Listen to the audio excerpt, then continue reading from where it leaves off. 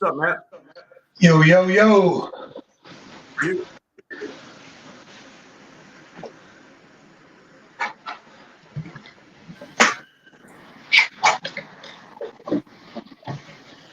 I think my stuff's still spinning. what's spinning? I think my broadcast is still being sent. So Okay, yeah, no worries. We'll wait. We're gonna launch some stuff. We'll chat here for a second. Um, I think my theme for the day is going to be um, everybody seems to be focused on production and supply chain, and my focus is on demand. That everything, all the production and all the housing expectations is predicated upon demand remaining strong like it is. I think we're in for a consumer sentiment sudden change of pace. yeah, I mean, we still are dealing with. I fashion it to a fraternity party, right? Printing money. So you go to a party in college, and it's a one kegger when you're just printing normal money. But all of a sudden, the last 2 years we went through, it was a 150 kegger, and Yeah, it went from 8 o'clock in the afternoon till 8 the next morning. And everybody woke up at noon the next day with just a major hangover from so much cash being around, right? And I think we're kind of entering that phase, the wake up. yeah, and I kind of think another factor is if you and your wife are going out to dinner and you're going to go to a restaurant, you don't have a reservation, and you go stand in line, you go say, "Yeah, I need a table for two," and they said, "Well, it's going to be 3 hours." Yeah. Yeah, what are you going to do? You're going to wait? Well, No, sir. kind of like when you and I were in Omaha, and we walk in and they're like, "There'll be a wait," and you look around and there's 25 open tables and 4 people sitting there. Yeah, so what's the deal? Yeah, The same thing is like you go somewhere, when you got kids, for example, and you go to dinner and you go like, well, it's going to be a 45-minute wait. And you go, well, that ain't going to work because my kid's going to be climbing up the wall. So you just leave.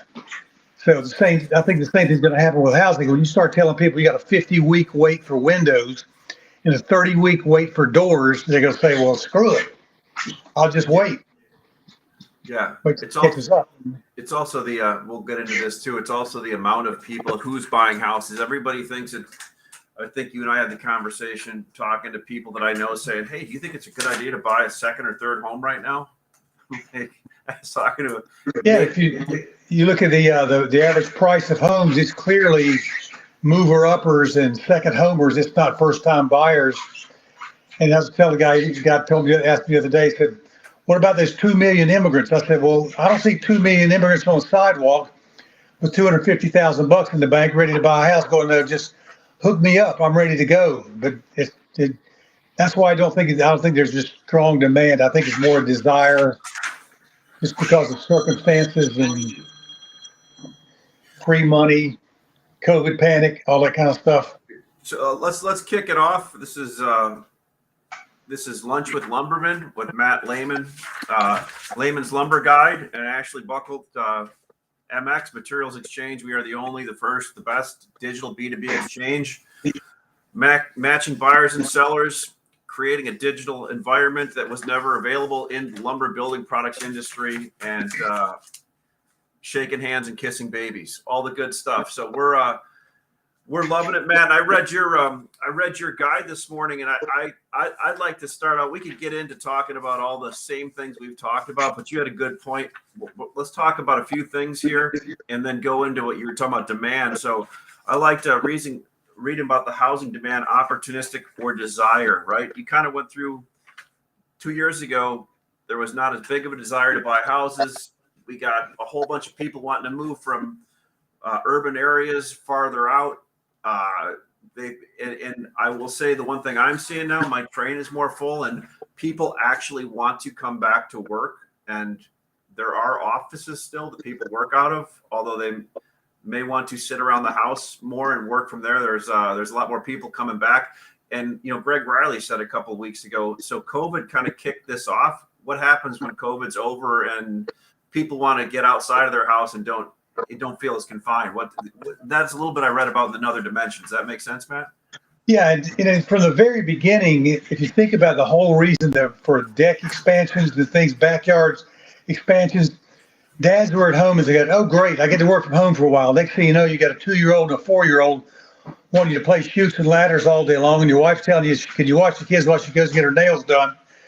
And it's not the office environment. And men, I mean this in a chauvinistic kind of way too, but men like to go to the office to get away from home. It's not that they don't love their families, but that's not what their life is cut out to be like. It's not what they want for themselves. And that's not why I do it, Matt. I'm sure it's not. Yeah. And on the flip side, ladies like to get away from their husbands sometime when they're at home, right? Yeah, I'm waiting to see what Judy has to post. I know she's got something to say. I mean, or people like to get away from other people at their place, and it's just look. Well, that's the biggest thing about the whole COVID thing was like everybody was afraid that they were going to get next to somebody that was going to kill them. So they just ran. Judy just posted. My wife likes to get away from me a lot. Like Judy said, "Oh my, come on, women want to get away also." Absolutely, right?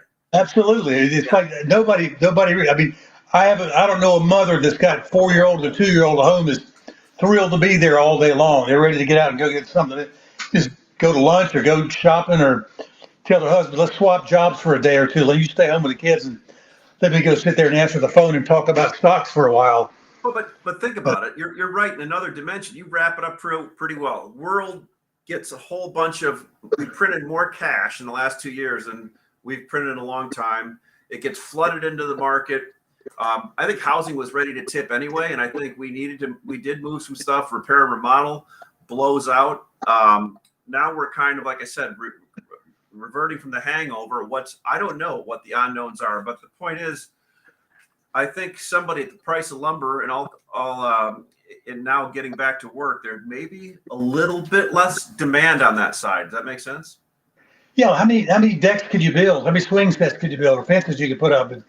And people the mask mandate's gone. When you got the New York City schools, the Chicago City schools said you don't have to have a mask anymore. Google's telling everybody, all right, get off the couch and come back to work. Thousands and thousands of people are going to be back on the job.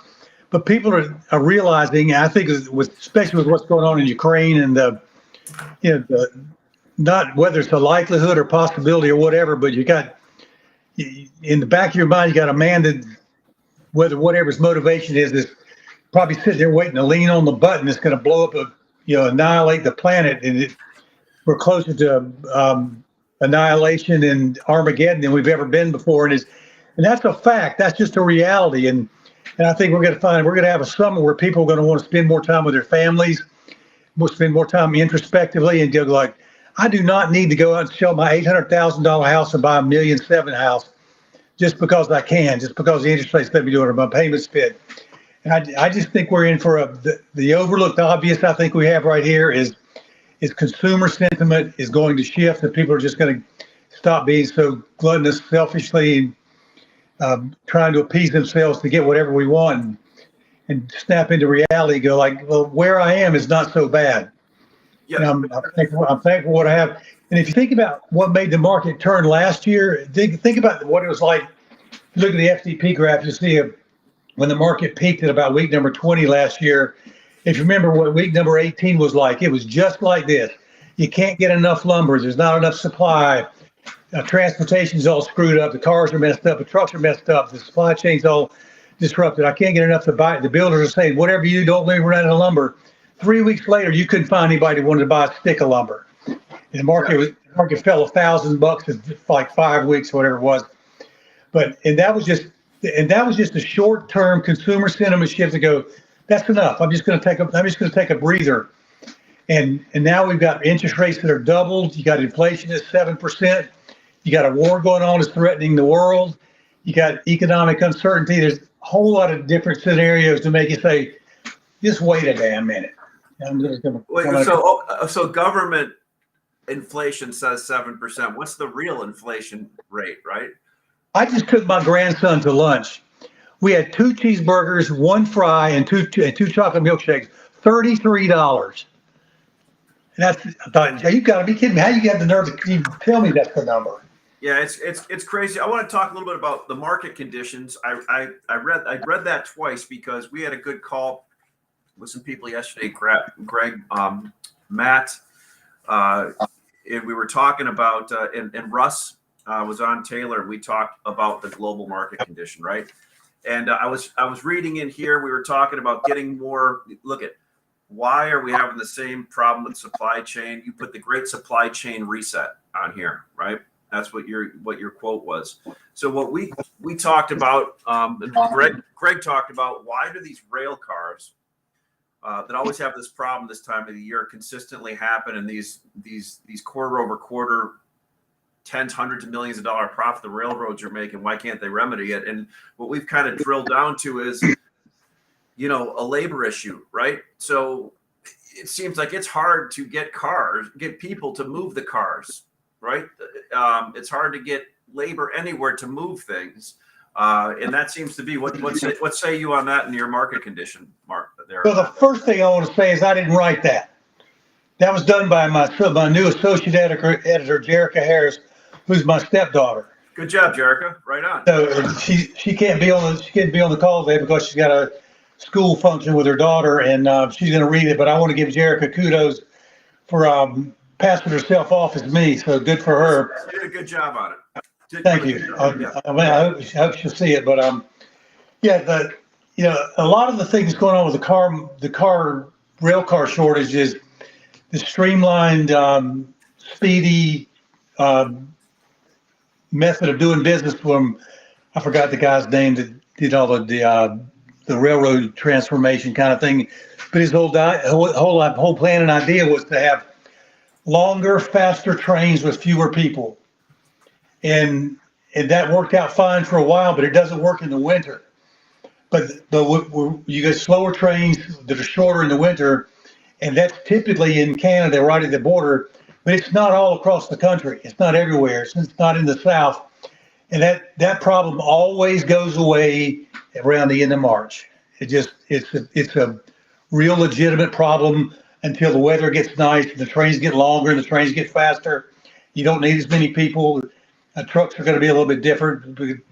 But the thing that made me change about trucking, you start paying these guys $5 a mile instead of $1 a mile, you're going to find a lot of folks willing to drive a truck again. So I think we just got a whole combination of problems that are going to get resolved or just not be as tense.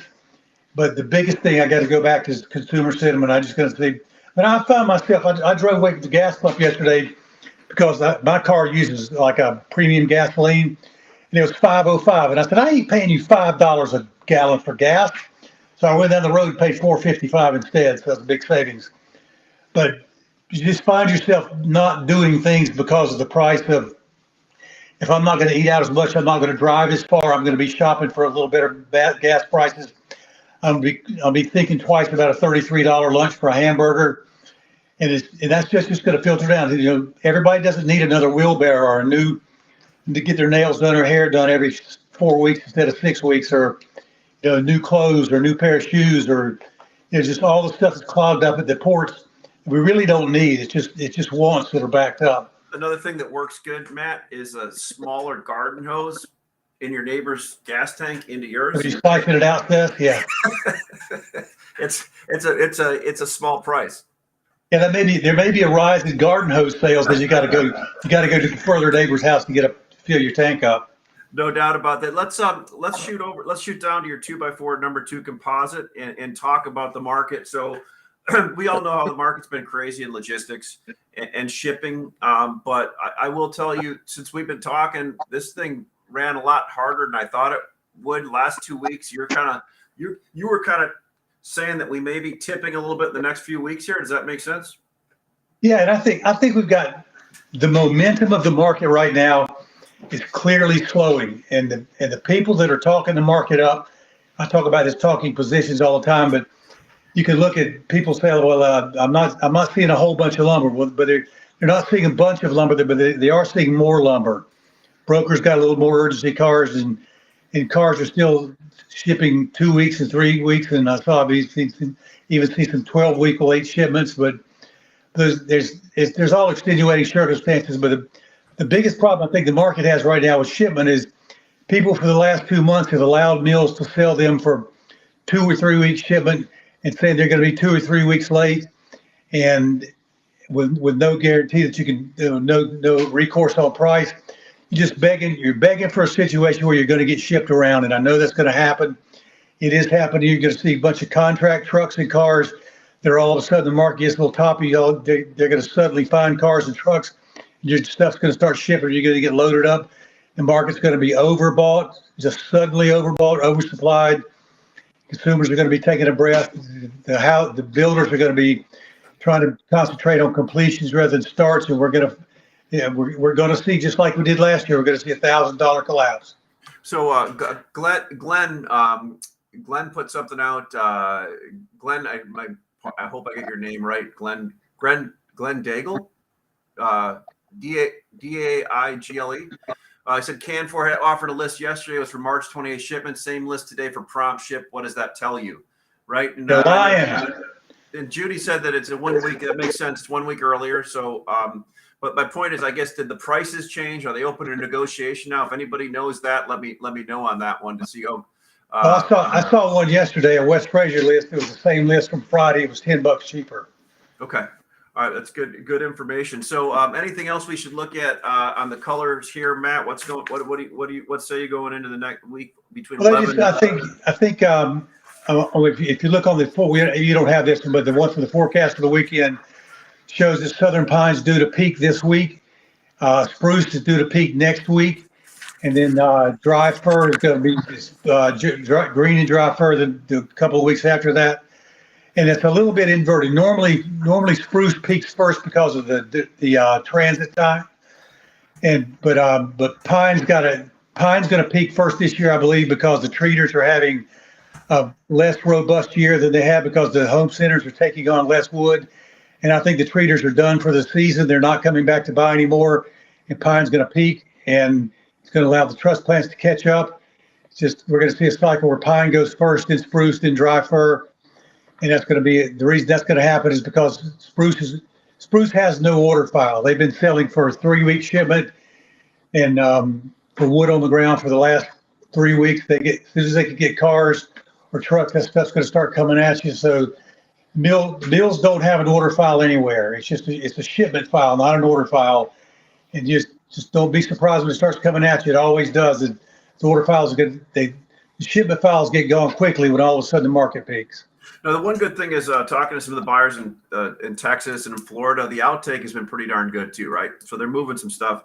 But I think people, as Riley kind of said the other day, we're kind of in that situation. Maybe we were beginning of last year. Nobody wanted to run out of lumber, and they probably bought that little bit of extra topper inventory that when it shows up all at once, it'll probably get them pretty good or get them in good shape.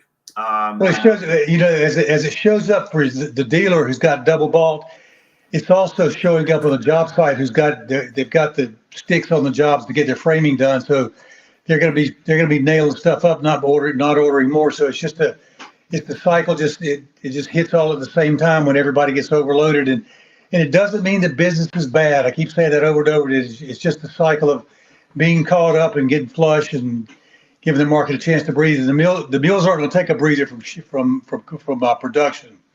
Hey, and once Matt, these people are making the most money they've ever made converting logs into lumber, even at the high log costs right here. And even with all the issues, they're going in economics 101. I know people have told me this is wrong this time. You'll see more mills opening up more production because if you're a business and you're making this return to shareholders, you want to make as much as you possibly can and get it shipped when you can. And look, there's a comment that Judy made about keep in mind that West Fraser's down 3 days at all BC mills. Well, they just went down last week, Judy, and they talked about it for 3 weeks before they did it. But they can come, but they can come back as quickly as they went down. Those people are not laid out of work; they're coming back to work. And as soon as that stuff starts to move out the front gate, they're going to come back and start blowing it out the door again. At $1,500 a thousand, they don't want to be down any more than they have to. So their reason for being down is just because they don't have place to store extra wood. Their yard's full. It's not that they don't want to make it or not making money. It's just they're just jammed up. So the flip side of that, Matt, I talked to a friend of mine the other day that moves a lot to home centers, and he was saying the home center business is like straight out, right? Just they can't ship them enough wood right now.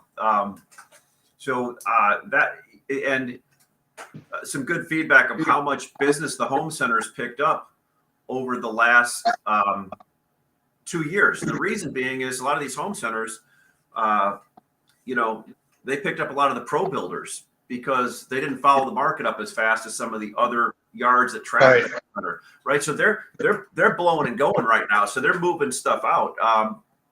Well, they're also begging for their VMI programs to get ramped up.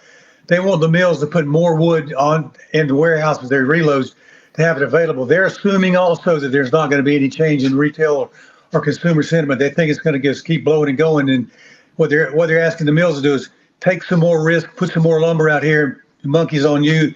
And if we don't take it, you still got to sit in there. They don't have to pay for it. They just want to have more available just in case. But it doesn't mean that because the home centers are begging for more lumber, it doesn't necessarily mean that the home centers are shipping more lumber. They just want their VMI inventories to be bigger.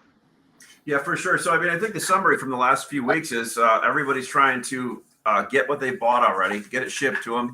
People are trying to book trucks. I think Riley was telling me the other day that you have to pay more, but he's getting trucks moved now, right? Absolutely. And I heard somebody say yesterday they're talking about like rates are $3 to $5 a mile. They've been $5 a mile in the southeast for 6 months. Nobody's been. You can't move a truck for $3 a mile. $3 a mile unless you're doing a long haul through a easy to move corridor.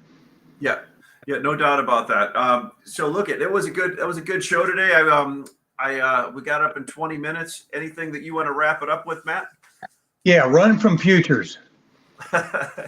If you have any intentions of trading futures, just remember their limits are $57 and $86. In 2 days, futures had $143 range of volatility, and the market didn't move $10.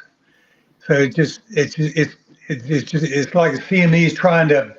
It's almost like they're trying to get rid of the contract, but it's just so volatile. And if you're not good at it, you don't know what you're doing. Even if you do, you can be prepared for those days when you can see an $18,000 swing in a contract in just 2 days is just insanity. So my recommendation for futures is leave it to somebody else who got deeper pockets or less brains than you do and let them have it. So Matt, thanks. If you want to sign up for Layman's Lumber Guide, we'll throw up his email where you can sign up.